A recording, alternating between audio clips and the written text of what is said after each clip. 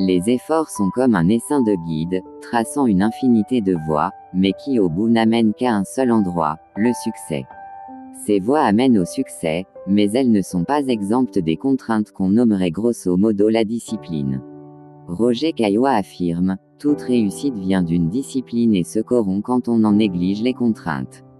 Partageons ensemble 4 réflexions sur le chemin vers le succès. 1. La passion. Eh oui, la passion, l'amour de ce qu'on entreprend. Le succès est d'ores et déjà compromis s'il est un objectif pour lequel on est mis au pied du mur. Sentimentalement ou par ostentation, l'on se croirait capable de réussir.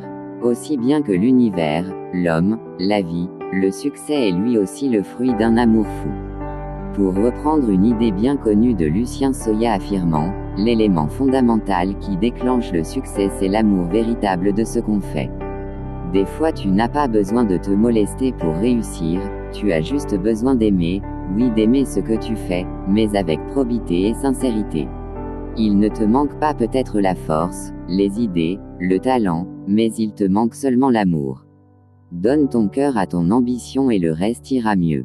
2. La mentalité. De même qu'un arbre, la réussite a de la racine, elle est une plante dont la croissance dépend du soin de ses racines. Si la fleur est le succès, et que la tige, le chemin vers le dit succès, alors la pensée positive en est la racine. La vie n'est pas du hasard, elle est tout un programme, un plan. C'est insensé de vouloir récolter le succès sans le s'aimer. Le succès se sème dans le mental, la pensée, l'esprit. Obnubiler un esprit d'idées de réussite c'est déjà une réussite, et Dale Carnegie d'ajouter, pensez bonheur vous serez heureux, pensez succès vous réussirez. Arrête-toi, examine tes idées sur toi-même, sur ta vie. Détecte-en les négativités, écarte-les de ton esprit et va chercher ton succès, il est au bout de ce sillage tracé par les guides.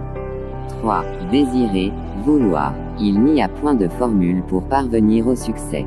Cependant, s'il est un accomplissement, ou mieux un résultat, alors il l'est de quelque chose.